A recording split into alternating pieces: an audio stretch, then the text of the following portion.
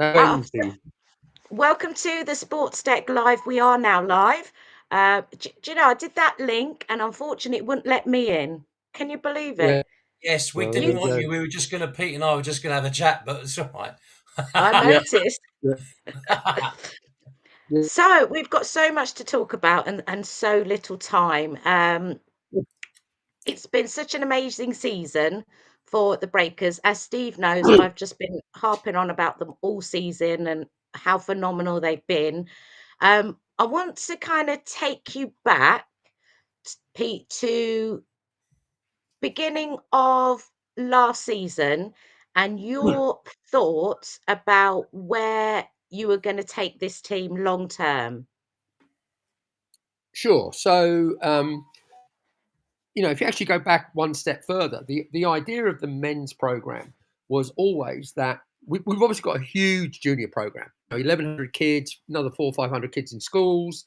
So the idea was that we always wanted a men's program to so that the kids had somewhere to play when they were 19 years old. And we kind of always envisaged that was going to be Division 3. And we always envisaged that our junior program would become stronger and stronger and stronger. Eventually, the guys would, our young players would transition in. But it didn't quite work out like that because somehow or other we managed to convince the best basketball players in the country, who happened to be from Milton Keynes, to kind of come back home. And uh, and the fact we managed to get hold of people like Jordan and Blaine and Mike New and this year Chris enabled us to have a roster that was way beyond the standards of the league. So when we got into Division 3, I'd have been incredibly surprised if we didn't win Division 3 at Cantor, which we did. And I think the fact that we actually reached the semi-finals of the National Cup in our very first year, only losing to Hemel in a very kind of dodgy game, to be honest, with local referees and various other things.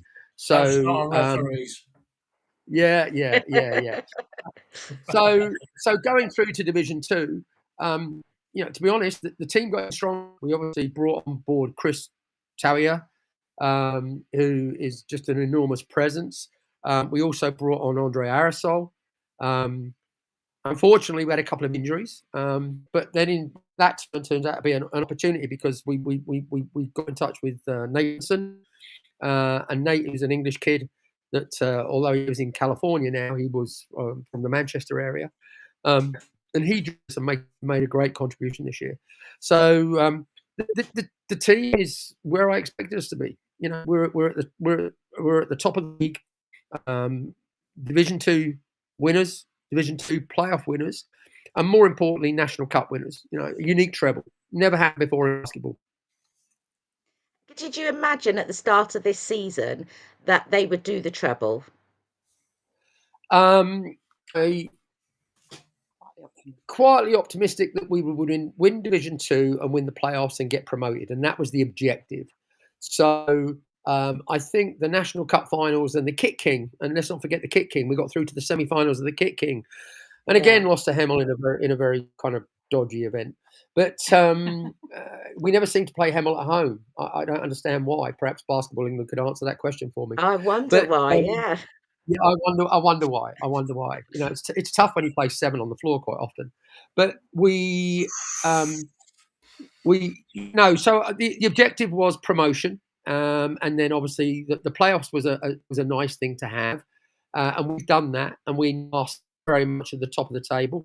I go to my first owners meeting on the 21st of this month, so we're going to sit down with the rest of the guys and have a chat about how Division 1 might look next year. Okay, there's a few categories I want to talk to you about. I want to talk to you about venue. I want to talk to you about a women's team, and obviously your thoughts and plans for next season. So let's Okay? start with venue. We know, Venue. yeah, and there's been a lot of debate actually on Twitter with regards to venues for various sports in Milton Keynes and how inadequate the facilities are, how little there are of the venues. And I know there was a comment made by one of the councillors to say that they are in talks because he put that Milton Keynes Basketball the Breakers is an elite team. And I said, well, therefore it needs an elite venue, right? So he said there's Yeah. talks. So I want to know more about these talks. Who was the councillor? I can't remember his name. Some chippy Okay. chappy. So so the story goes that we always knew from the MK Lions days that there was going to be a challenge with the venue. Vince obviously tried to get together with Pete Winkleman and John Cove. For whatever reasons, that didn't happen at the arena. So Vince had an option. He tried putting it into a warehouse. He tried Middleton Hall, and eventually he disappeared off to London. And obviously that's gone on to become a quite an interesting program. I think we're in a very different situation. As I said before, we have 1,100 kids and 500 kids in schools. We're not going anywhere. We have to find a solution in Milton Keynes.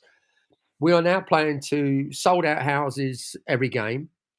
We've got 300 plus, and in what's a great community environment, but it's not the best fan experience. I think we'd all accept that. So amongst all the other things that I do, I promised my wife faithfully that I would not get involved in an arena project because that is a massive, massive project. That lasted about 3 months, and I got so frustrated with the kind of whole thing in Milton Keynes, not just on behalf of basketball, I might say, also on behalf of netball, on behalf of volleyball, on behalf of football, korfball. There's a lot of sports in Milton Keynes, and we're all fighting for the same lack of facilities. And the only thing that's doing is driving the price up. So the people that are the venue operators, the trusts, basically, it's a question of supply and demand. They can charge what they like, and if we don't like it, they'll give it to the highest bidder, which is normally badminton, for good or bad. So I took it upon myself a couple of months ago or 6 weeks ago to get in touch with the councillors. So I got in touch with Jane Carr, and Jane has been absolutely fantastic. And so Jane has been very supportive and said, so what we did is we got together a group, and that group consisted of a number of sports clubs in Milton Keynes, MK Netters, the indoor netball league, the volleyball team, the korfball team, indoor cricket. I got all them together, along with 2 or 3 local businesses. Josh Pasquier, who are obviously one of the best community organisations in Milton Keynes, FMS, Brian Curry, who we're also hoping to be involved with the basketball club next year, and a very large construction company called Glencar.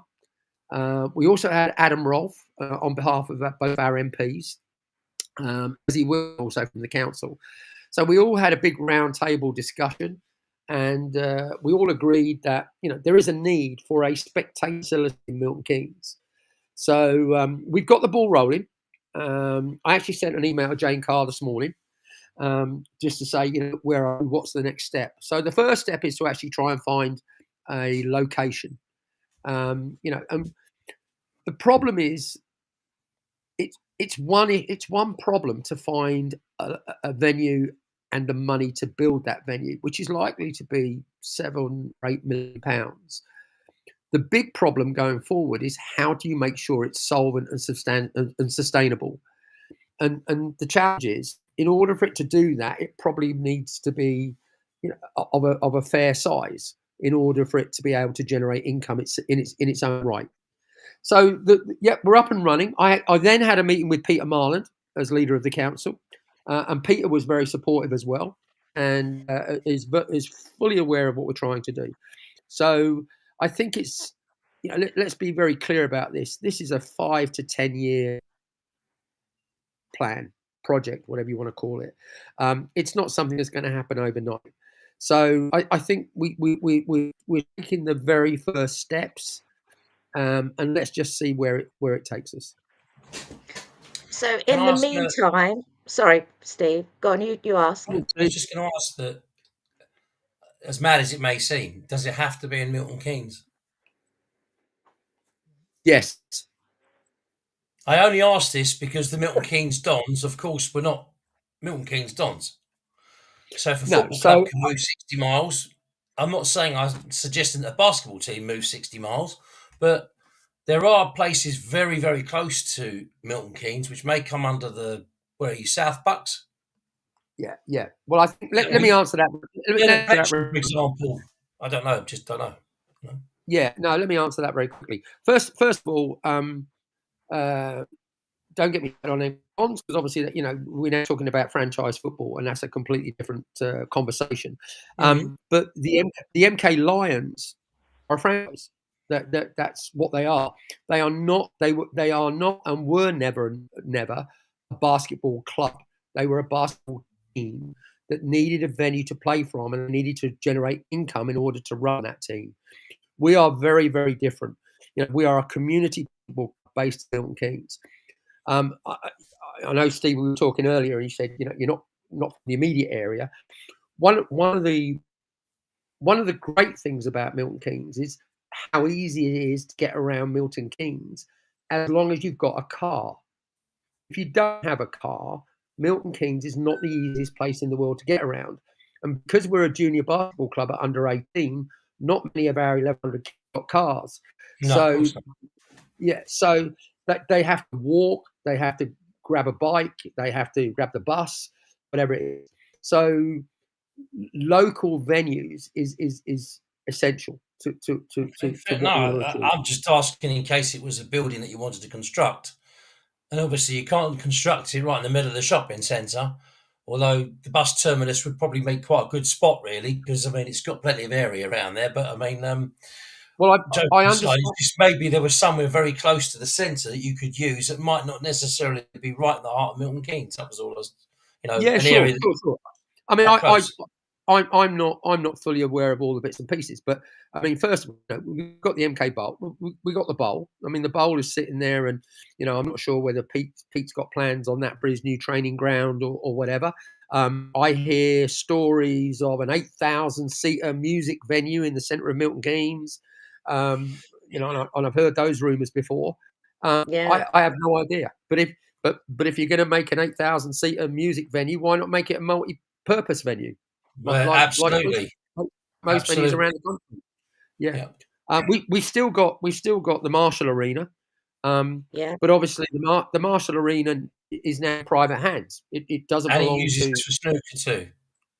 and it doesn't belong to the community. It No. belongs to the football club or Stadium MK or whatever they're called, and therefore it is available, but it's available at commercial rates, and those commercial rates make it impossible to run a commercial basketball game there. It just seems so Hmm. unfair. The facilities are there, but to be priced out of it, it just seems ridiculous. Most of the time, it's sitting there doing nothing. It's empty the majority of the time. That's a question for the guys. In fairness to K Don and in fairness to Pete and John, that's an asset of theirs, and it's a commercial asset, and therefore it has a commercial value. I don't think I'm not kind of anti the fact there. The truth is, it is also now it is just an empty box. So to turn it into a venue, even if they said you can have it for free, the cost of actually putting a floor down there, bringing the baskets in, bringing the seating in, it would just make it prohibitive. It just wouldn't work. It just wouldn't work. Okay. So for now, or for What the do you think the foreseeable future, capacity? we'll be at Bletchley. Excuse me. Yeah. Bletchley's our venue. So we're looking. So what we're trying to do at Bletchley is we are looking at what we can do short term to try and make a slighter experience. So we are looking at the possibilities of trying to get some form of seating in there. And we've done a lot with Bletchley Leisure Centre. Tony Stratton down there, who is the manager, who's absolutely fantastic. And we've been talking to them about the possibility of getting some seating in there. We're talking to the council, and we're talking to the Milton Keynes Community Foundation about the possibility of funding that. We're not talking about massive amounts of money. We're talking about possibly maybe about £18,000.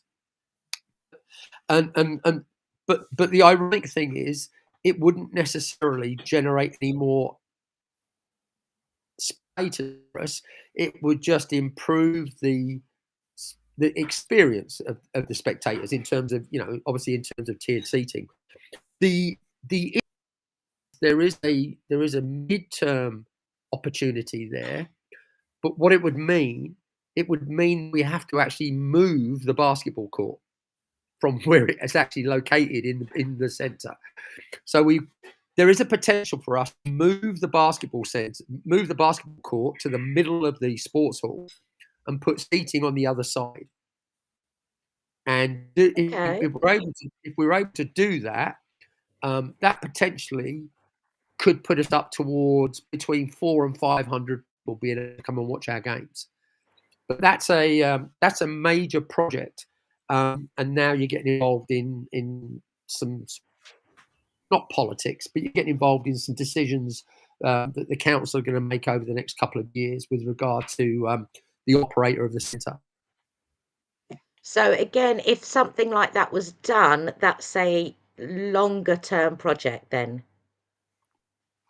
So right now, the current operator at Bletchley Leisure Centre has 18 months to go on their contract.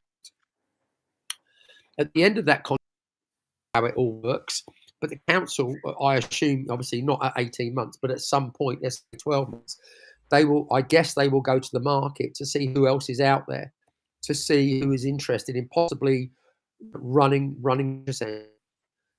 So we have to be quite careful that we don't suddenly invest a load of money into something where a new operator could come in who is not as enthusiastic about basketball as the current operator, or maybe has a different view on things. It's a little bit of an unknown. Okay, no, that makes sense. Your That makes signal sense. keeps disappearing, Pete. Are you in the middle of Calcutta or something?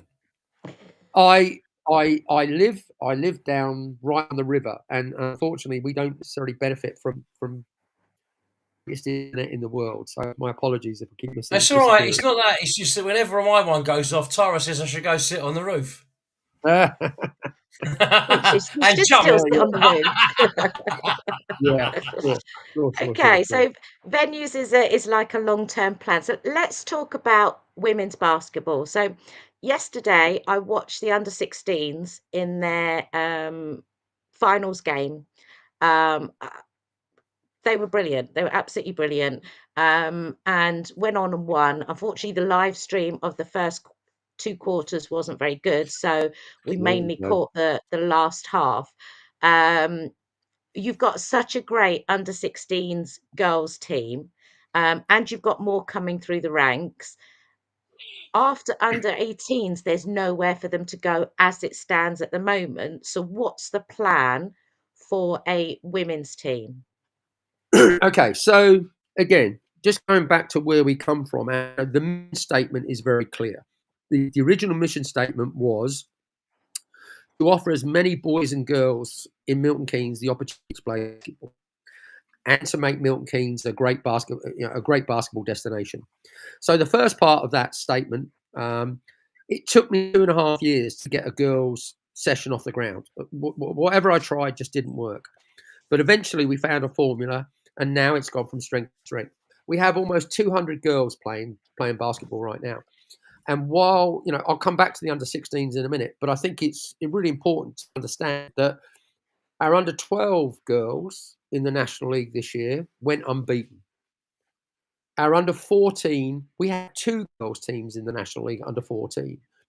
Our first team went unbeaten. Our second team, I can't remember how many they lost. I think they lost 3 games. Our under-16s went unbeaten.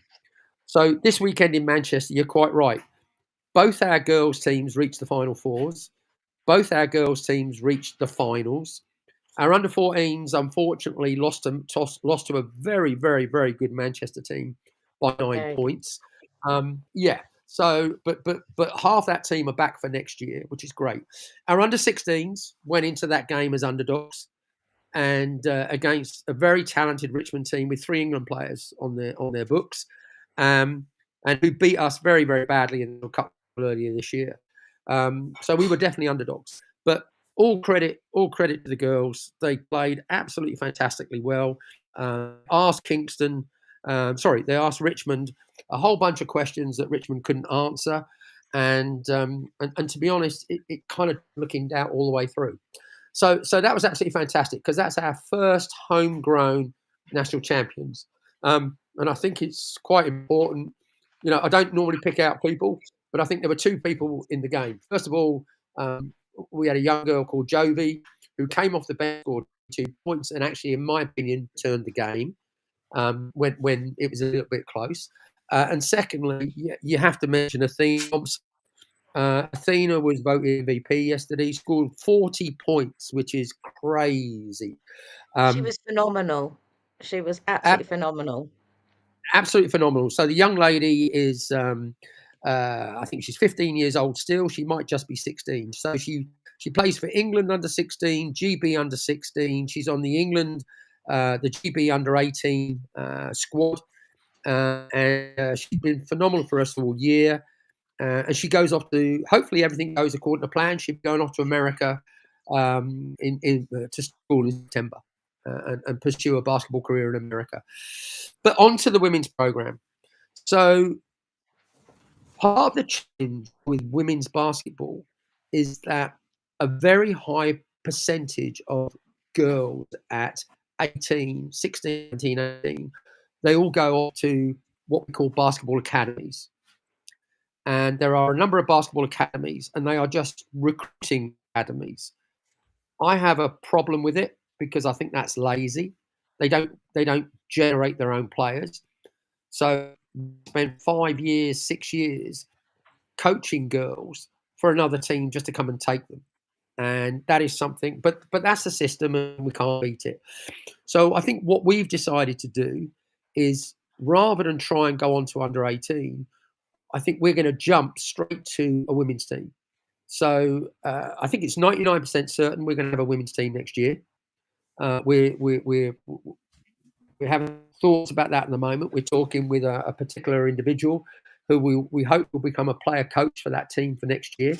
And if that happens, that will be a big announcement in basketball. That will be one that people will sit up and take notice of. But obviously, if we go to a women's team, that allows our under 16s that are moving up to under 18s to play. It enables our under 18s that haven't gone off to other academies to play. It enables our under 18s that are slightly too old to play. And it also enables anybody locally within about 30, 45 minutes drive of Milton Keynes to play. Women's basketball is still, a very small sport. So in order to get the team off the ground, and I think what will happen is I think we'll have 4, 5 or 6 players from Milton Keynes. I think we'll have a player from Northampton. We'll have a player from Aylesbury. We'll have a player from Luton. We'll have a player from Bedford. And I think that's what will happen. But I think it's very, very important, the same way that the men's team provide the aspiration for the boys, I think it's very, very important that the girls see that same aspirational pathway. Definitely. If you don't, I mean, if you think about what London Lions women's have achieved this season, winning the Euros, it's shocking to see that they're now not going to have funding for next season. It just beggars belief. They've done better than the men's this season in Europe, and now they've got no funding for next season. It's crazy, but it's given women's basketball a great momentum. Yeah, well, to be fair, just to be correct on that, they're not pulling all the funding from the London Lions program, but they're not going to have the same level of funding they had this year. It will still be the biggest budget in this country, that's for sure. But it won't be of the level that they had, and I don't know why. But certainly, we were there. We took about 30 girls down to the final, and it was absolutely fantastic. It was a fantastic basketball match. So proud of the girls down in London. and I think it was, yeah, I think it was fitting that they actually did win the Euro League, the Euro Cup, in order to kind of make a statement to the owners of London Lions. Definitely. I mean, to think that they're not going to be playing in Europe when they've just won is, well, I don't want to go into that. But with regards to the women's team for the Breakers, is it definitely going to go ahead for next season? 99%, yes. I don't see any reason why it isn't. Look, we've literally just come back from Manchester. I got back about 11 o'clock last night. Still bleary-eyed after the weekend and the weekend before. I'm going to be sitting down with Josh maybe tomorrow. I've already started to plan for next season, and certainly, the women's program is number one on my agenda. So unless there's any reason not to do it, we will be doing it. And so I'm very, very adamant that that's a major part of our program going forward. That's really good news, because it's good to see that, the talent that we do have in MK with regards to the girls are going to have somewhere to go on to. Because at the moment, they'd have to leave MK if they weren't going to go, semi-pro or anything like that. They'd have to leave MK, which is such a shame. Yeah. So as I said, what happens at the moment is they go off to different basketball academies.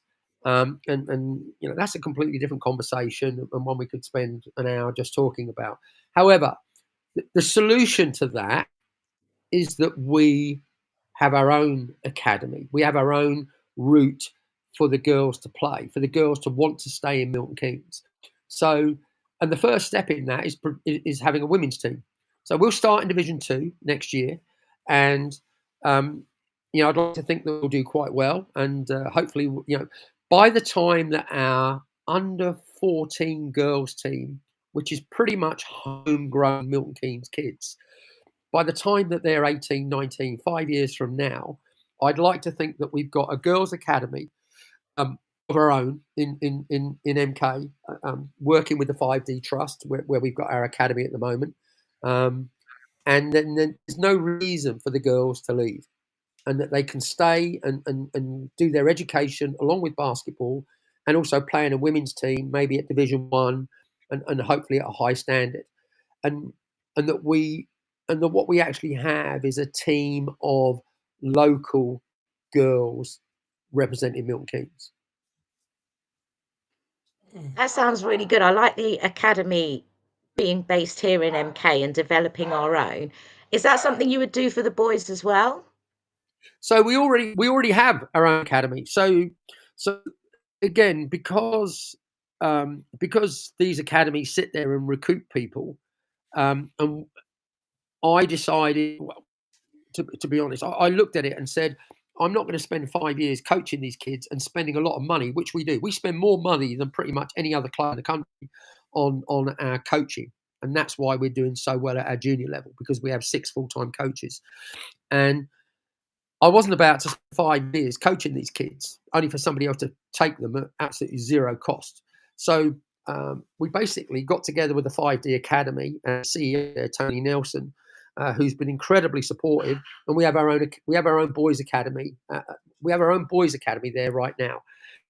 In our second year, we're in what's called the CBL, which is like division. That's like the championship compared to the Premier. You have the EABL, and then you have the CBL. But we became CBL national champions in our second year. This year, we were actually runners in that competition. But what we've also done now is we've started introducing girls into the equation. So this year, we've actually started our girls' academy, and we're starting to get our first girls coming to join us as they enter sixth form. What we're doing behind the scenes, which is really interesting, and it's something that nobody else in this country does, is we're looking at starting junior academies, which means that rather than waiting to sixth form, we're actually looking at trying to get the kids in year 7. So when they move from primary to secondary school, both boys and girls, we're looking to move them into an environment where they can do both studying and basketball. So there'll be and that is just an incredible change. And it will also mean that we will have not an endless supply, but we will have a constant supply of Milton Keynes kids who are doing their education, playing basketball, but going home at night and sleeping in their own beds, which is something that doesn't happen at academies. That sounds very interesting, It actually. does. It's like you say, it's a very new concept in this country. But is that going to cost a lot of money to set up? No. I don't think so. One of the things that is happening at the moment is that even though Milton Keynes is an incredibly fast-growing population, there is change coming in education. A few years down the line, we all think that so at the moment all the secondary schools are oversubscribed. All the sixth forms are vastly oversubscribed in Milton Keynes, and the population is growing. But 5 years down the road, we're going to see a dip in admissions into school. I might be wrong. And if I am, I apologise. I was told there is only one primary school in Milton Keynes that's oversubscribed, even today, that most of the schools have spaces. And that situation is going to kind of not get worse, that's the wrong expression, but they are not going to have the same intake going forward in the next 3, 4, 5 years from now. The intake into the primary schools is going to be far, far less than it is now. And I've been told that by 2 or 3 different educationalists. That's COVID for you. Yeah. I mean, I think there's COVID. I think there's... No, I'm serious. I know Tara always giggles at me, but I'm serious. Yeah. So is that across the board, or is that just MK? No, it's across the board. I agree with you. I think it's across the board. Yeah. My understanding, and again, I'm not an educationalist, and these are just conversations I'm having, but I was in Manchester at the weekend. I was actually speaking to the owner of Richmond Basketball Club, and he told me exactly the same thing. He told me that they're talking to primary schools now to trying to convince them to get involved with things like basketball, because that will help them when they're looking for intakes in a few years' time. So that must be a fairly constant theme. God, interesting. The academy thing, I like the sound of it. In theory, it's really good. How would the education side of that work? No, the education side is the same. So they go to school. There's no difference. The difference is within a timetable, we find ways of they play basketball every day. It could be before school, it could be during school, it could be after school, it could be in group sessions, it could be individual sessions. But within the timetable, we find time for that. And say, I do want to say a big shout out to the 5D Trust, because they really they believe in the same things that we believe in.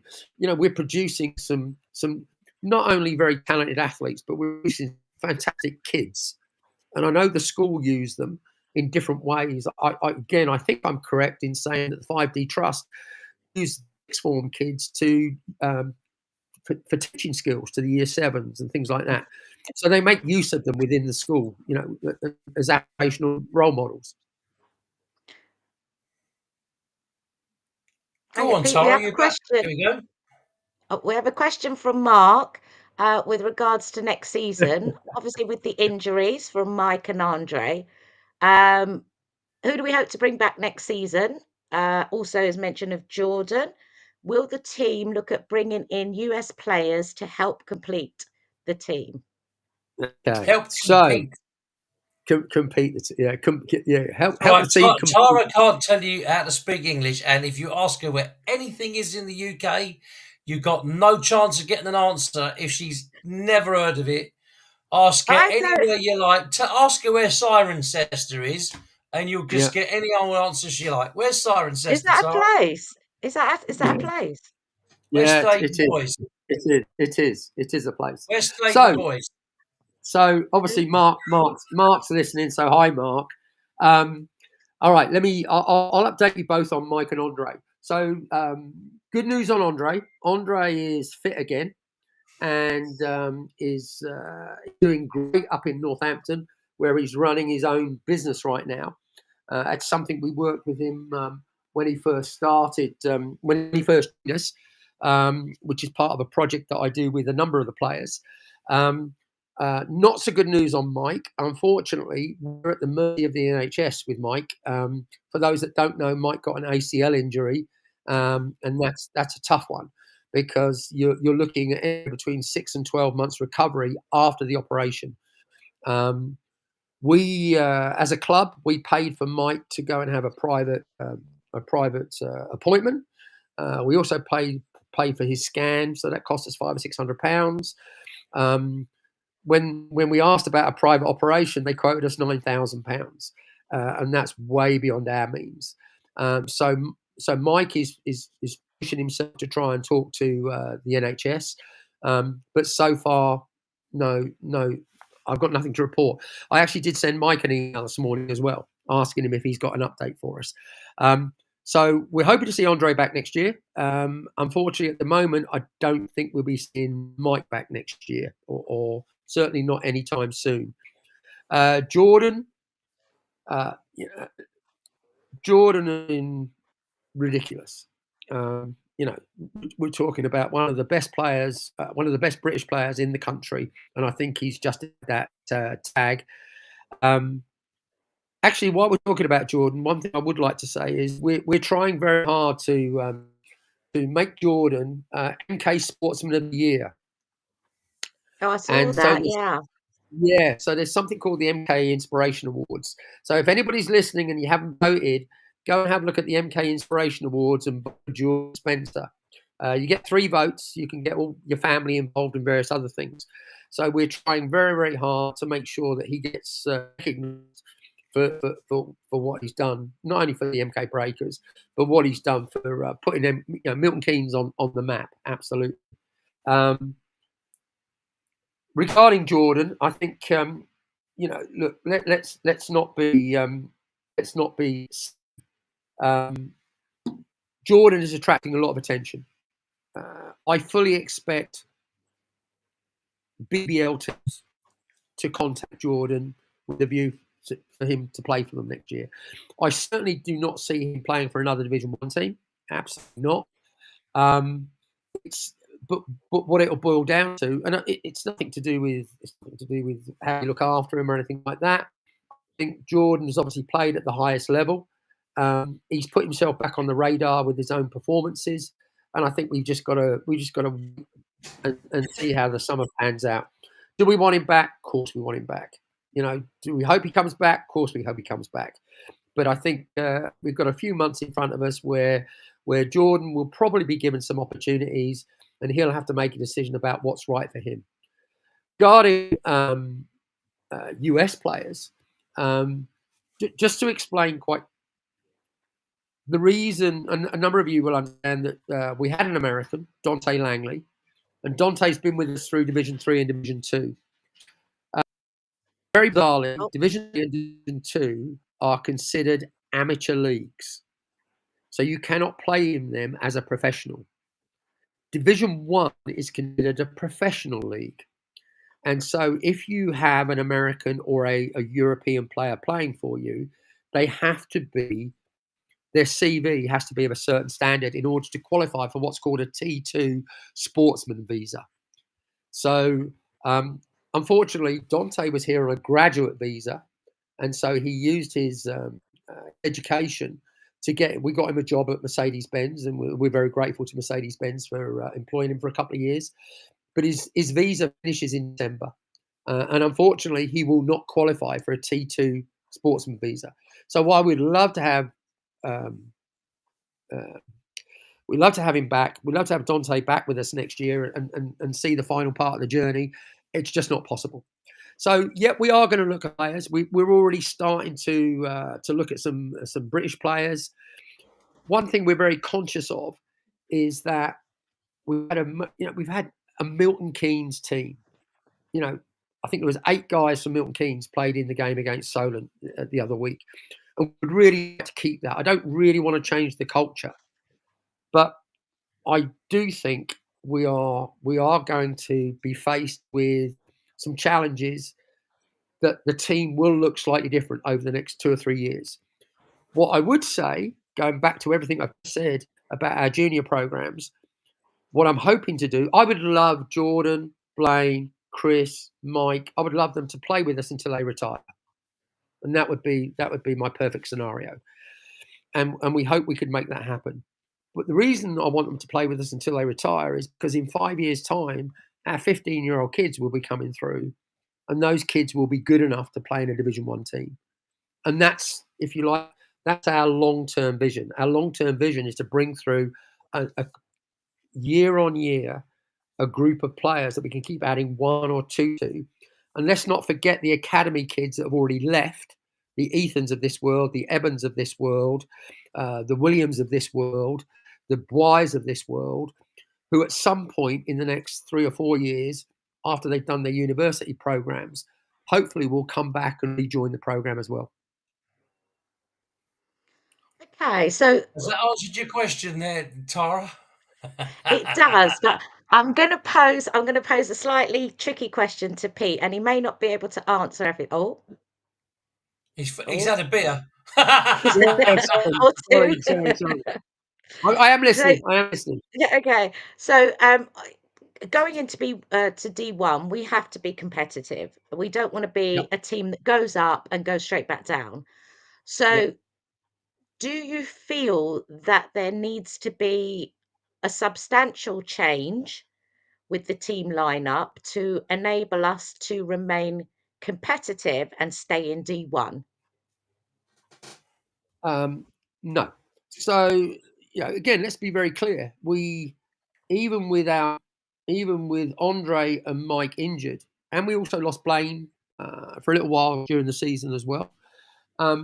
We beat 5-1 teams on the road to the National Cup final, and we've already proven we can play with those teams and compete with those teams.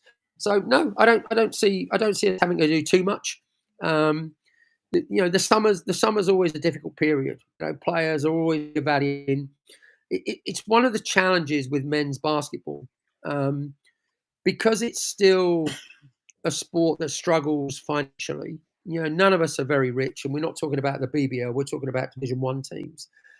And one of the things that's happened is within the BBL, they changed the rules so that they effectively can have 6 Americans on the team.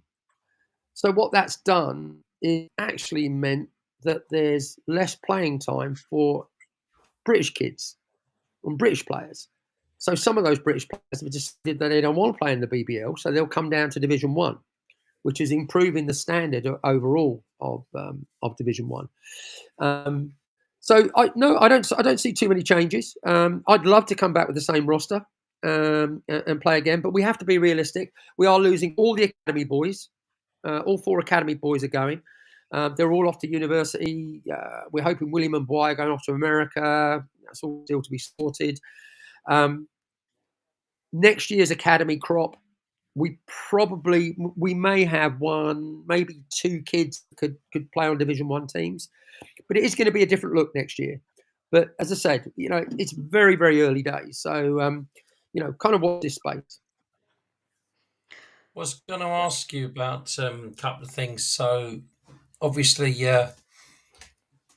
looking at it from the outside, looking in, because Tara and I discuss. Well, we don't really discuss. She tells me about what she's been doing every week with basketball, and thankfully, it's a subject that at least I've got some interest in, having played for a long time ago. Played for Middlesex a long, long time ago. And I like basketball because it's a fast-flowing game. Absolutely knackering, no question about that. That's one of the few sports I ever did where even at 6'4.5", I wasn't that tall, because there's some right lanky geezers out there, 6'8", 6'9", and they sort of stand there and plop the ball in the basket. But thinking about what you said about some of the players, I mean, the guy with the ACL, and Tara, being that she works in her business, doesn't know what ACL stands for. Do you, dear? Something cruciate ligament. Yeah, anterior. Right. So if Thank you've you had an very much. anterior, See? yeah, if you've had an Half a anterior one, point. and I've been close to that as well with that one. I was out for about a year from football with my knee, and I fortunately had my insurance done straight away, and I had the operation almost immediately. And Mm.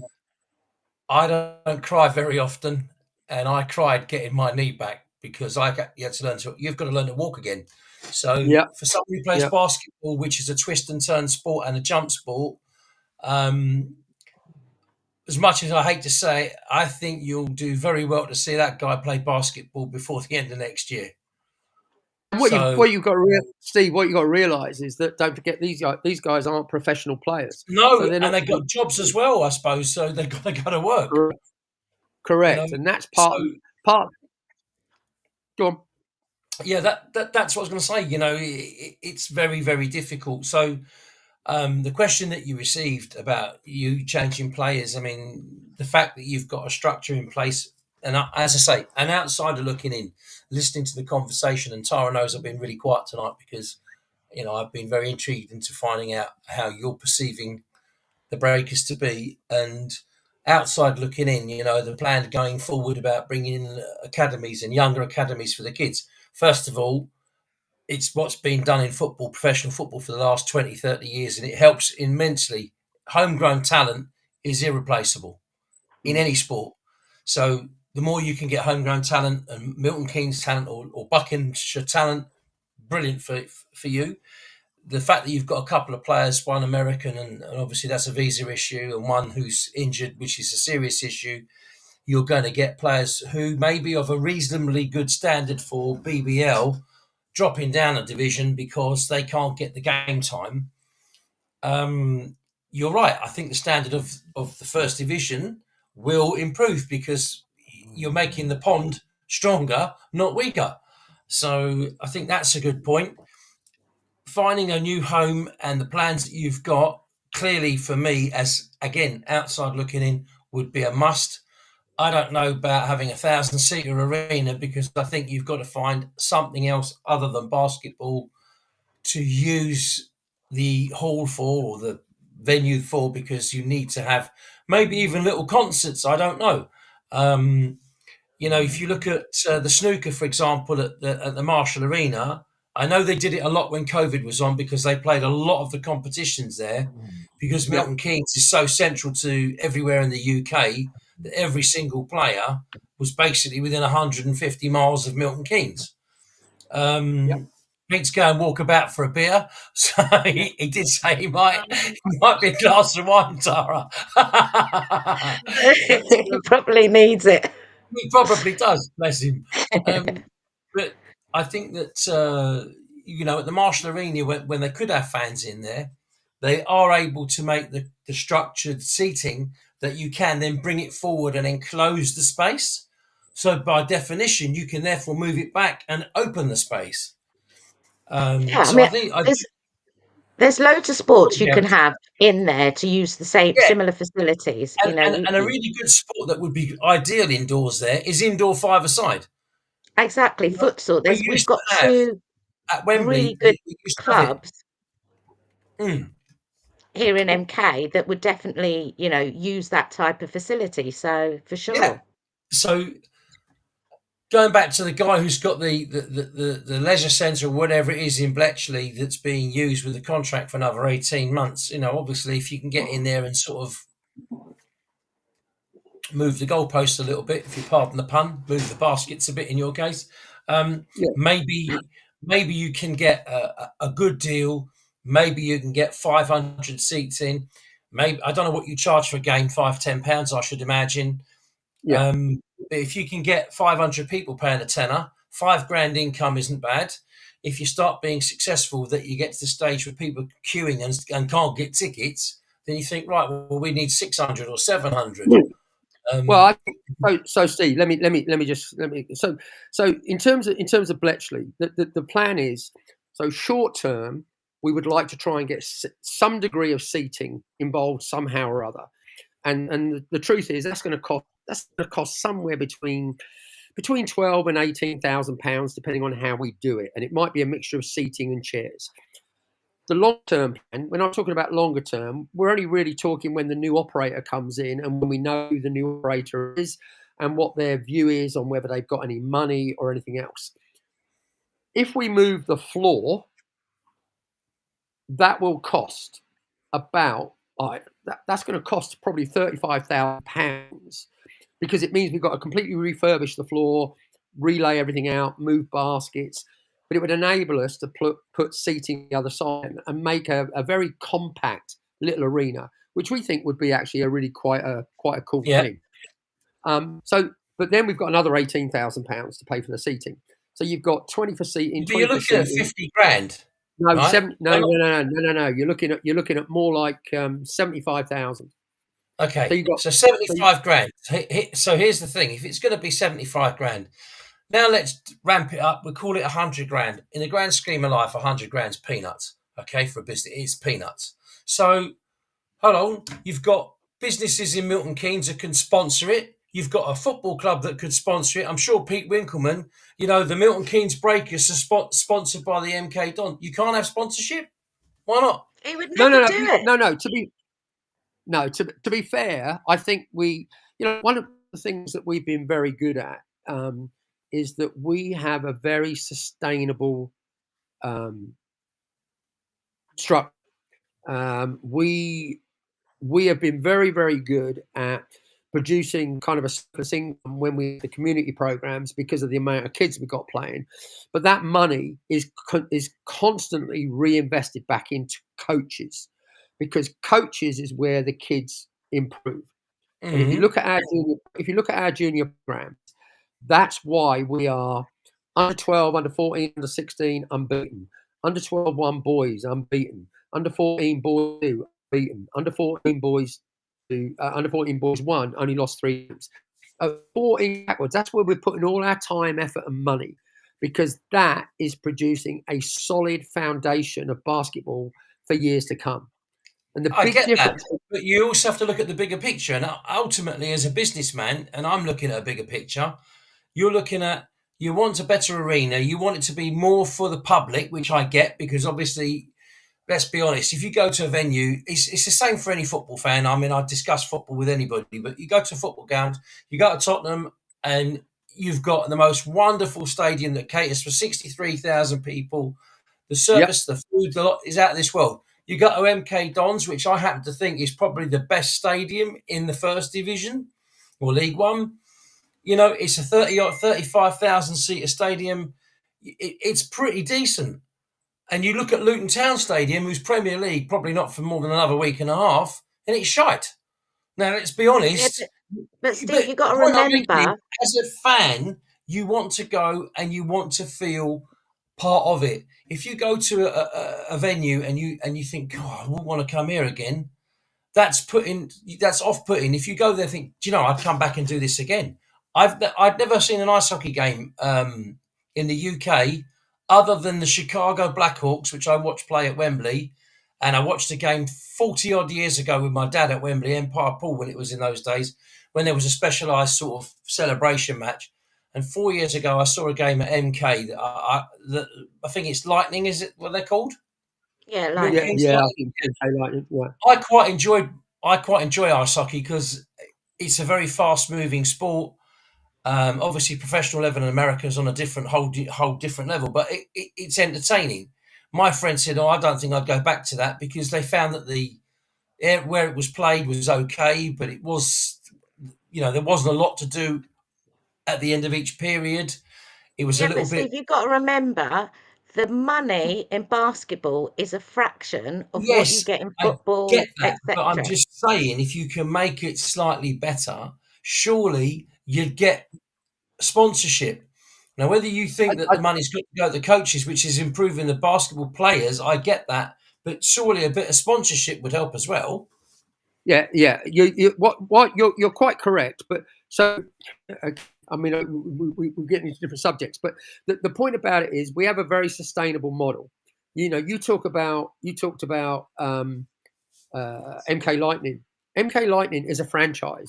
MK Lightning only exists if they can generate enough money to pay for their players. Now, to be fair to them, I understand. I think they get like 2,000 people at their games, which is fantastic because they've got an arena. But that arena probably costs them an arm and a leg. I mean, your analogy of MK Dons and Luton, I think, is quite interesting one because I would argue the other way around. I think Luton are doing a fantastic job because what Luton have done is, I used to work at Kenilworth Road when I was a very young man, selling football programs and goodness knows whatever else. But what they're going to do is they're going to take their £120 million and they're going to build a brand new stadium with it. Yes, we were talking about what it is today. I'm talking about what it is today. That's the same stadium that I went to the very first time 50 years ago. Sure. But right. But I think when you look, but hold on, bear me a minute. The Milton Keynes Don Stadium that's been built has been built in the last 20 odd years, and actually, for the size of the club and the support and the town, it's a beautiful stadium. No one's saying that Luton aren't going to upgrade their ground because I knew, like most people in football, will have told you their £110 million that they're getting from, or 105 from Sky and the 5 million for TV and a few other bits and pieces. They didn't invest in players, and they put 85 million away towards the money that they need for the new stadium. Sure, they'll have a 25,000 seater stadium, and it'll be up and running in a couple of years' time. And they'll probably go out the Premier League next week, almost certainly. I feel a bit sorry for them because, as a club, I think they've tried as hard as they possibly could to play and do the best they can. They've had a couple of shocking results where they've been beaten in the last minute or 3-0 up at Bournemouth.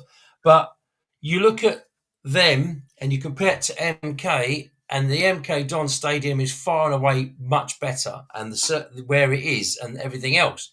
I'm only suggesting that perhaps with the money that you're investing with the coaches, which brings on the players, perhaps Mercedes, where you helped get this guy a job, might offer you, I don't know, $5,000 to sponsor something and advertise them in maybe magazines or programs. Or Tara, when she does the commentary, could mention, and we're here today brought together by Mercedes-Benz sponsoring this match. I'm just saying. So I think to say, Steve, let me just cut across you there, mate. I think, you're looking at obviously Premier League football teams. We're talking about a basketball team. What you need to remember is 2 years ago, our men's team did not exist. I get that. Did not exist. So we started the men's team, and what none of us really realised was how successful that team was going to be very, very quickly. So we've gone from having, 100, 200 people. Now we're selling out every game. So yes, we also, at the time when we got the program going, we were very self-sufficient in terms of income from our program, from our junior program, our program, our small groups program, our basketball camps program. We're now getting into a situation where our program is obviously costing us a little bit more money, but also employing coaches is. So for the first time ever, we've really had to start looking at our commercial income. So you're absolutely right. So, I'm been brilliant this year. Brioche Pasquier, Ryan has been absolutely fantastic. Carl FMS has come on board with us as well. As I said, Brian Curry literally just came on board this weekend, just with a small sponsorship for us. And that's great. We also have 3 or 4 other local companies. So slowly but surely, we are creating something in terms of commercial income. But equally, and we're very much about going slowly and making sure that we can be solvent. The other problem that we have is that, I've got to be honest, I'm pretty sure, I'm 99% certain that we'll be in Bletchley Leisure Centre in 3 years' time, maybe with the same contractor, maybe it's a different contractor. That's up to the council. That's nothing to do with us. But we are at the mercy of those people. So what we don't know is we don't know what future holds for Bletchley Leisure Centre. I'm assuming Bletchley Leisure Centre will be there. Nothing will change. But Milton Keynes has to do something about its lack of sports, a lack of quality. And that's way beyond my remit. All I can do is I can only do with the hand dealt. And the moment I have Bletchley Leisure Centre, I have to try and make it a little bit better of a fan experience. I have to try and generate maybe, let's say, £20,000 next year. It's not going to generate me it's not really going to generate me any more income, but it is to make a fan experience, and we want to do that. We Mhm. would also like to. I would like to move the floor. I would like to put bleachers on the other side, and that would be a £75,000 investment. It would be foolish for us to do that straight off when we don't know what the future holds for Bletchley Leisure Centre. I get that. Yeah, yeah, yeah. Are you hoping to get more sponsors in for next season? As I said, yes, I think we are. Again, the sponsorship market is very, very difficult these days. I think ask the Dons. I think everybody is struggling to find reasons. There's also got to be reasons why people would want to invest. I think the thing that's really been interesting about our journey this year, and I think, and while you guys do a fantastic job, I do want to say a big shout out to MKFM Radio as well, because they have been absolutely fantastic. We advertise on MKFM Radio, and part of that is to get our name out there, so the brand is out there, to be able to so that more and more people in Milton Keynes know about us. And actually, our Travis has just come online. Have you got that as well, Tara? Yeah, we can see the question from Alan. Yeah. Yeah, right. So he's absolutely right. So one of the next things about how do we generate more income is live streaming. If we can sell out our games and we can't get any more people in, how can we generate more income? And live streaming is one of the things that we're looking at. We work with a company called Locker Room, and so we have a kind of a platform is that hopefully next season we can we'll generate live streaming games, so that, because we have people in America, as you know, Tara, that watch the game. We have people in New Zealand watch the game. We have people in the Far East that watch our games. They're waiting for Tara, really. I think the ones in the Far East, they're waiting for Tara. So we are. It's really quite interesting at the moment. We are probably everybody in basketball right now. I would argue that we are probably everybody's second favourite team. So whoever they all support and whoever their local team is, I think we've made such an impact in basketball over the last 2 or 3 years with what we're doing, that everybody is looking at us and appreciate the fact that we're doing a really good job.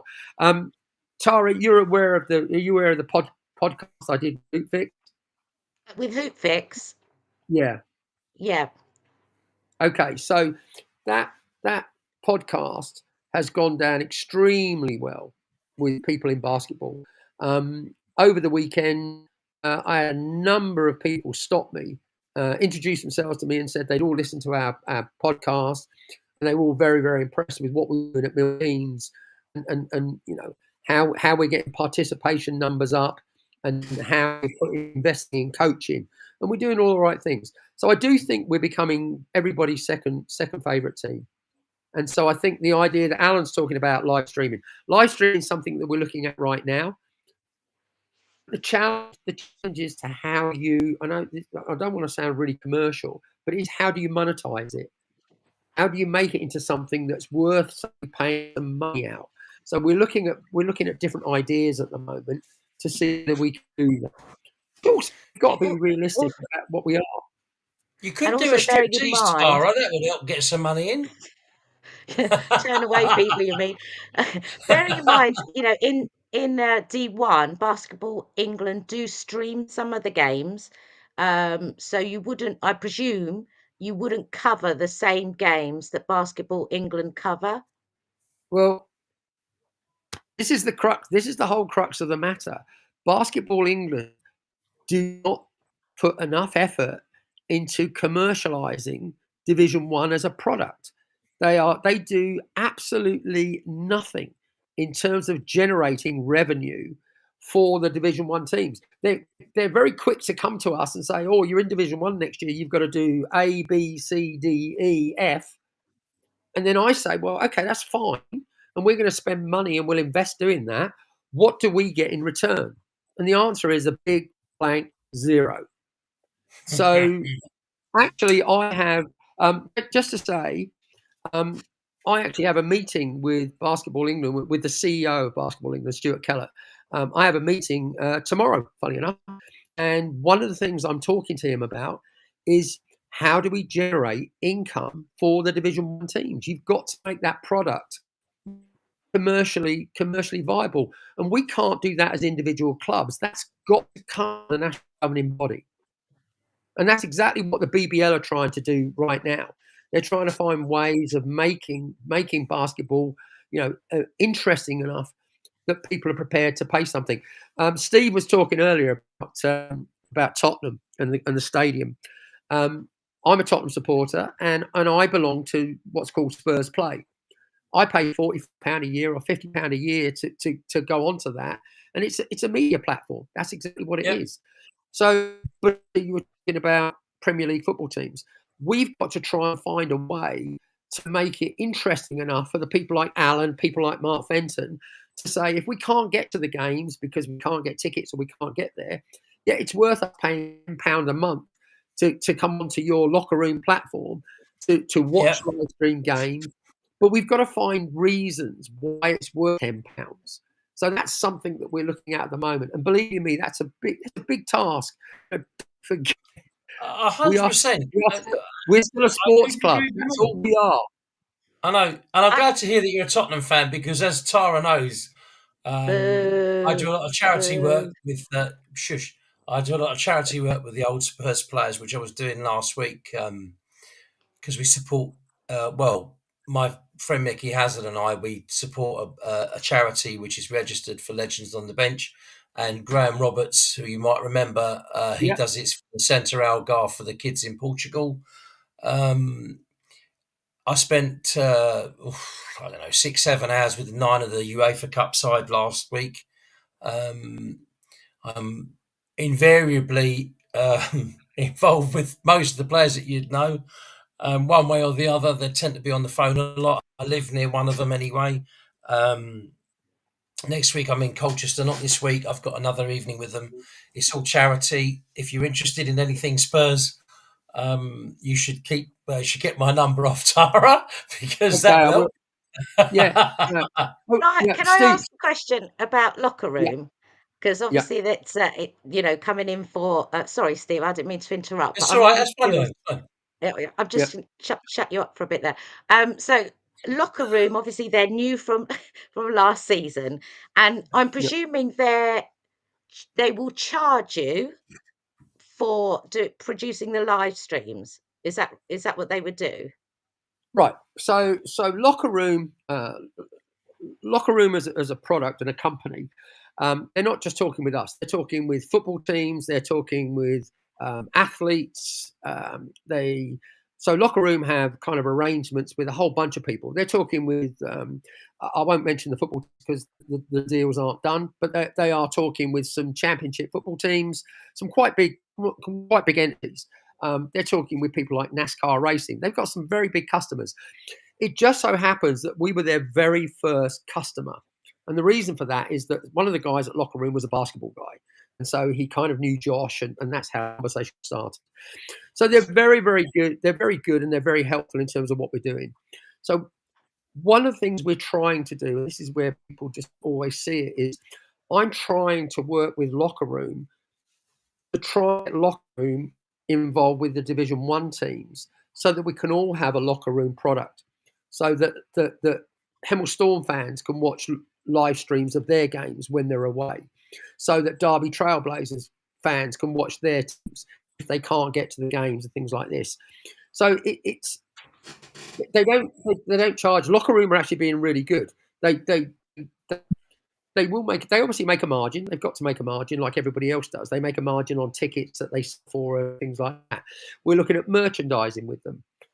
You've seen the big problem is that you look at content, and just going back to the Spurs analogy, there's an awful lot of content. Steve talks about, interviews with ex-players and all this sort of stuff. Well, when you're a Premier League football team with the history Spurs have got, you can do it. We're still a very young basketball club. So for us to produce content is actually very expensive. So at the moment, I can tell you right now that we're not making any money at Locker Room. Locker Room is costing me money. I am investing in locker room, but I'm doing it because I believe longer term it will be potentially a way that we can make some money. Because if we can only get 350 people into Bletchley Leisure Centre, but we've got 500 people around the UK and America that want to watch our games, and we can charge them £10 a month. That's where we start in incremental residual income, which will allow us to can then invest that back into the basketball team. Does that kind of make sense? Yeah, absolutely. Yeah, so That's I, what you I got want to to do. I'll give you a comparison here of what you're trying to achieve, and I see where you're going with this. So I don't know if you heard of a football team called Real Bedford. Don't even get me started. If you know a cryptocurrency, investor, Well, a please lot tell of them to their come my way. a lot of their fans, or they've got quite a big fan base over in the States. So obviously that's what they do. They live stream their games to people in the States to watch. And I think they charge them like £5 a game or something, or they have like a season ticket where you can Yep, watch the games.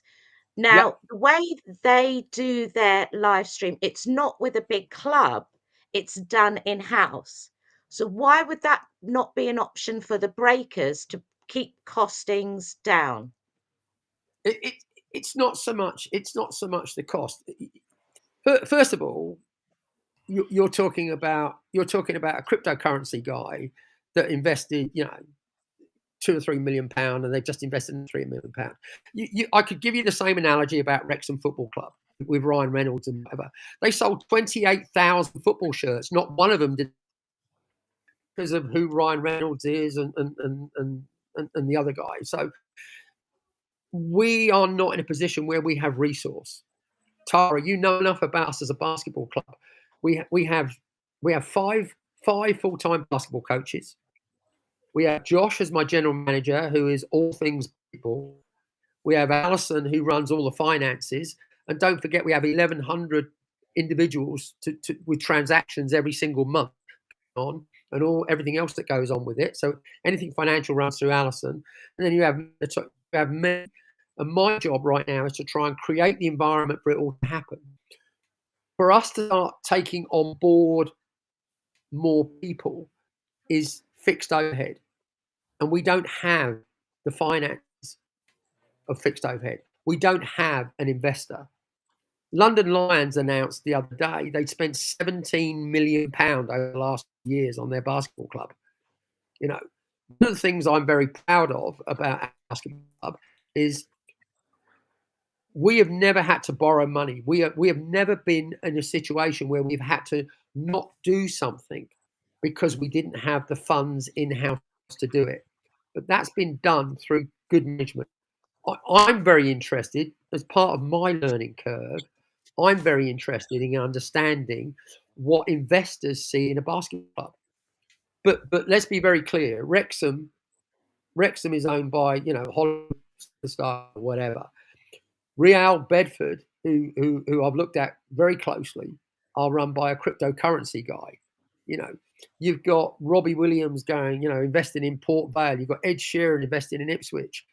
So find me somebody in Milton Keynes that wants to invest in a basketball club. Some old duffer called Tara. She's on about 30 grand a week. Yeah, if I win Yeah. if I win the lottery next year, absolutely. Oh, Mark. Oh, don't get us started on Mark this one. Fenton. Mark Fenton. He just likes to cause a row, doesn't he? So, But to be um, fair, I think when it comes to that issue, all us Breakers fans want to start a row. That's yeah. Well, just what completely what unacceptable. what I would argue about that, Mark, is if all the first division teams streamed their games live, you could have watched it. And if you had to pay a fiver, it would have been worth it. It cost more than a fiver to travel down to Southampton and whatever. If we could have watched that game live, then that would have been perfect, because then But we did, Pete. We had the watch party. exactly, and that was my point. Now, to be fair to Solent, they streamed that game live. The silly and you'll have to excuse me a little bit here, but this is where I do get commercial. They put no value on that. It was great that you were able to watch it. But if the, I didn't get any of that. What did you say? I think you broke up a little okay, bit. okay, sorry. So, Steve, is that better? Yeah, what did you say? Solent did what? So basically, what happened was we played our championship winning game down at Solent, Southampton. They can get 400 people into their arena, and they get close to selling out. So only allowed us 40 tickets. Now we would, I think we probably would have taken a couple of hundred people down there to watch the game, but they only allowed us 40 people. But what they did do was they streamed the game live. So Tara and people watched the game live here in Milton Keynes at a watch party. Yeah, I remember you telling me that. Right. So if I can be, I don't want to be crude, but what I will say is that Solent made their money on their tickets. But the only reason they were able to provide the live streaming is because it comes through a university and they get all that free of charge. There was no cost to them of doing it. Okay. Can I just say, So Pete, sorry, it wasn't Solent that streamed the game. It was Basketball England that streamed the game. So Solent didn't do us any favours. It actually Solent streamed the game. So Huh? the streaming came from Solent. Solent had, and then it went to Basketball England, and that's what you saw afterwards. It probably went to Basketball England and came through Basketball England, but it was actually Solent that provided this the technology, and all of that is provided by the university as part of its curriculum. It's all mixed in. I don't quite understand how it all works, but it didn't cost them any money. But I guess my point, Tara, is you guys were able to watch a game, which is absolutely fantastic. And you went to the Milton Keynes Sports Bar and Lounge, which is brilliant, where we had our awards night the other day, and it was fantastic. And you had a great night, and there was 50 of you or 60 of you or whatever. But you probably spent, I don't know how much, but we probably spent a load of money at the bar. So the bar profited from it. And we've got to find a way of trying to generate some of that money that comes into the club. Because if it doesn't, if all we did was stream our games, it would cost us money to stream our games so that you could watch them if they're full. But I would also ask, well, how can we do that if it's that? So I'm actually going to lose money in that people can watch our games, and I don't have that money to lose. So, Pete, why would it cost money to stream the games?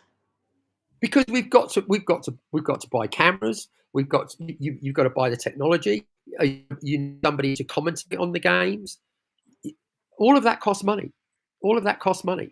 And we get nothing in return. That's the $100,000 that I mentioned to you earlier, you see.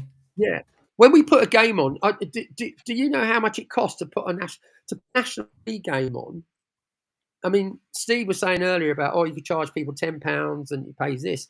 It probably costs us, I'm going to say it probably costs us close to £1,000 to put a National League game on.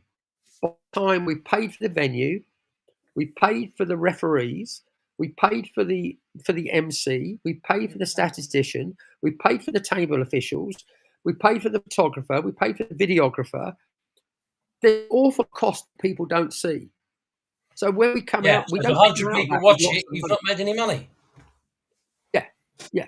So there is a slight way around it, though. There is a slight way around it after you've got the cameras in, but I would go down this route. Firstly, I would say that what Solent offered you, and I'm just talking about it objectively because it doesn't affect me in any way, shape, or form. You were offered 10% of the tickets. Go to any Premier League football match, and the away support gets 3,000 tickets. End of story. So when they go to Tottenham, they get less than a 20th, or less than 5% of the available tickets. You go to Luton, you get 25%. So you got to be fair here. They gave 10% of their tickets up for this particular game, but they're only holding 400. It's a very small arena. The other thing is, if you're going to do a transmission, you only provide a transmission if you've got a full arena. Because if you've got an arena with 200 people in it, there's no point. Steve, let's flip it. Pete, how many tickets did we offer them when we played them at Bletchley? None. None, because they Well, didn't bring anybody. That was the whole point. Solent didn't bring any supporters to us. So, for example, when Teesside came in our playoff game, we rang Teesside and said, "Do you want some tickets? How many do you think you bring?" Well, they brought 25 supporters. St Helens brought about 25 supporters. So we gave them 25 tickets. But when we're selling out, it is difficult because there are all Milton supporters there. So Steve's from that point of view, and this is why I go back, Tara, to the fact that Basketball England have to be as the national governing body, they have to drive the Division 1 teams to all have social platforms, live streaming platforms that are paid for in order that people could watch the game. Again, going back to what, the way football, and I know football's very different because it's a much bigger game. For me to go to Tottenham, first of all, I can't get a ticket. You can't buy a ticket for Tottenham because there are so many people want to go. You can if your friends used to play for Tottenham. Right. But let me Steve, let me finish because this is really important. I know it's difficult. I would be prepared. I am more than happy to pay £10 to be able to watch every Spurs game live from my front room. Yeah. We have got to get to a stage where people like Mark and Alan and some of the other MK supporters, rather than travel all the way to Newcastle and pay a fortune to be on to be in an arena where you may not even be able to get a ticket, maybe to pay £5 or £10 to watch that game when it's streamed via Basketball England, and every game is streamed live. Because also, you obviously know Dante's parents. Dante's parents wanted to watch him play. My man is in Auckland, New Zealand, and he wants to watch us play. And so I think we will create more of an audience going forward. So we're still, you have to remember, we are complete infants at this. Yeah, we are complete infants. We are absolute babies.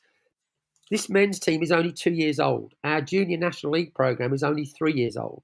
The club is in reality only 4 years old since COVID. It's been around 6 years. We are absolute babies. In terms of what we have achieved in such a short space of time is phenomenal. Absolutely phenomenal.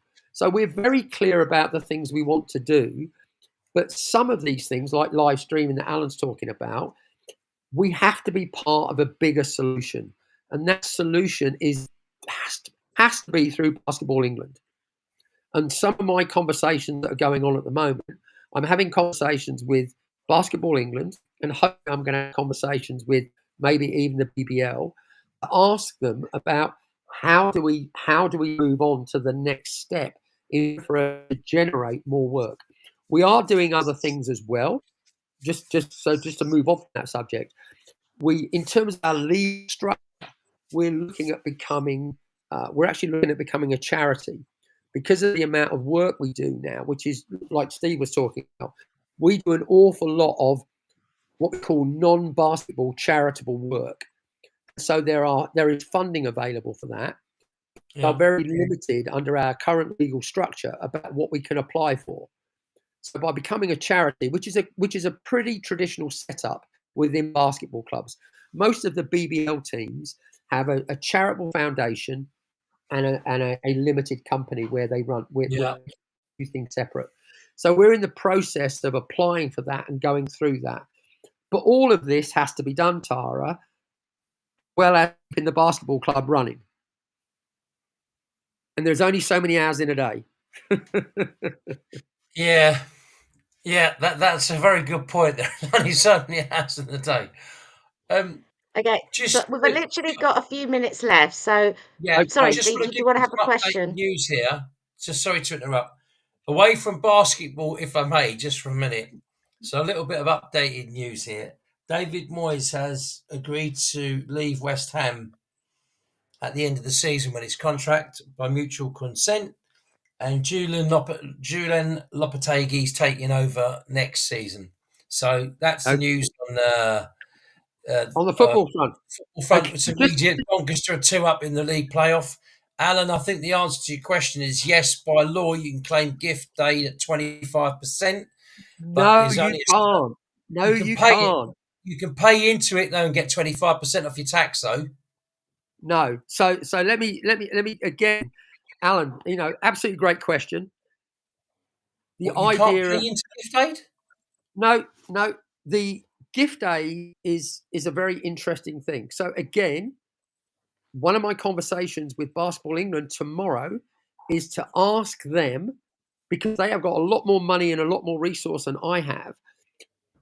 How do we make basketball clubs more, not profitable, but how do we generate more income for basketball clubs?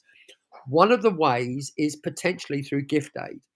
The problem with gift aid is that gift aid revolves around I won't get all technical on it because I don't know everything. But basically, it's about donations. If you donate something, if Alan donated £100 to our basketball club and we are a charity, yes, I can get gift aid. Yeah, that's what I meant. Right, but the real money in our basketball club is generated through our memberships. You can't get We it have from that. 1,100 kids, yeah. And so if you provide a service or a benefit, then you cannot claim gift aid. Correct. So I meant the people donating, Pete, yeah?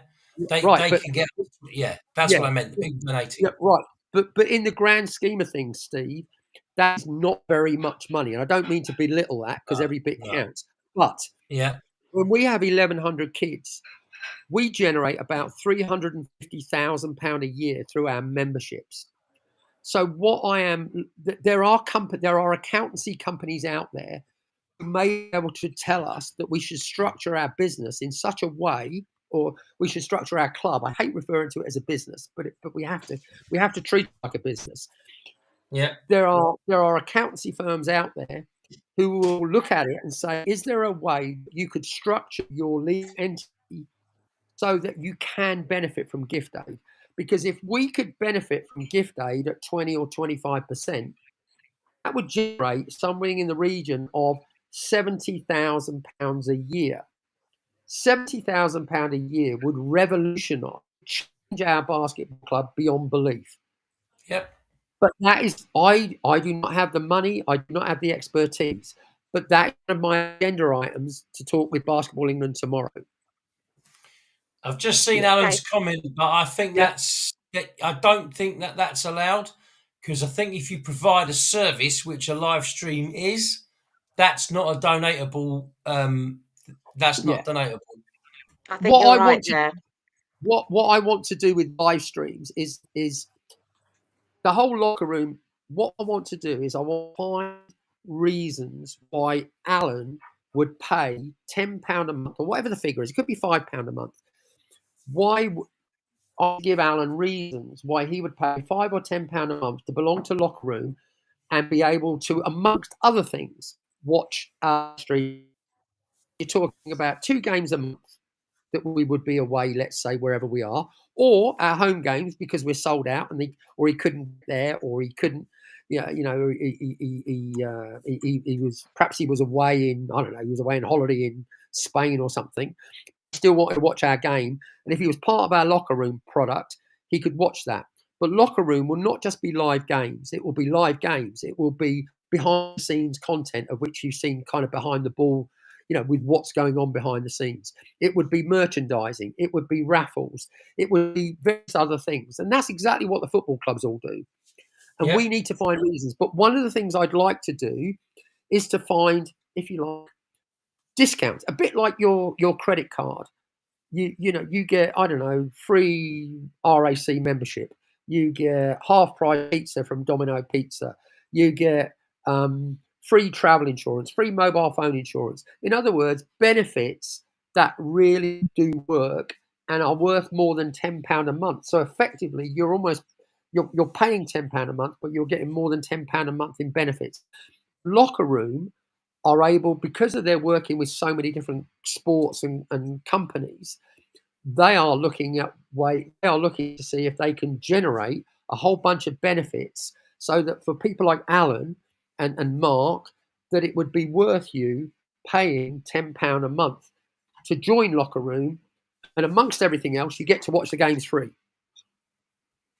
Yeah. Well, That all sounds really interesting, and we'll see what comes to fruition next season. We are pretty much coming to the end, but I do want to Oh, say, brilliant. Pete, for next season, give us a prediction where we're going to finish in the table in D1. Half. pass or half? Top half. Half. I do think we should be in the top half. The games will be so much better. Let's be very clear. Division 3, the standard wasn't great. Division 2, was so much better than everybody else. Division 1, there are good teams. You saw our run to the finals. We didn't kill anybody. We were winning games by sort of 15 points or less. And I think there's going to be some close games. And if we can I'm really looking forward to playing Hemel at home next year. Amen. Absolutely. Yeah. Maybe we'll have And 7 players.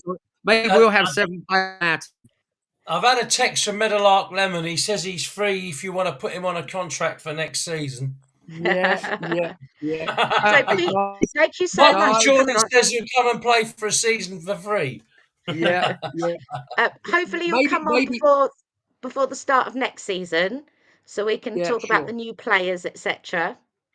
Yeah, and maybe maybe we can convince Jeremy Sohan to become an investor in our club. Yeah, absolutely. That would be good. That's and say hello to Alison for us. We will do, and thank you very much for your time, guys. No, thank you so it's great to have you on. It's been very interesting. I've thoroughly enjoyed it. I hope the viewers have listened, or the viewers or the listener, whichever one. Because there's always one out there just logs in. These guys smiling. We're certainly making we are making inroads into Milton Keynes. I really do that. Seriously, there are a couple of things which I'm not going to tell you about today, but there's a couple of things that we're doing next year that are going to be really quite. I think we'll make a bit of an impression in Milton Keynes. Good. Okay, I'll tell you about them. I'll tell you about them next on time. the show next time. Yeah. All right, guys. Thank you. Thanks, Pete. Been really good having you on. Thank you very much, Pete. Thank you. Take care, mate. Bye. Bye. Take care. Bye now.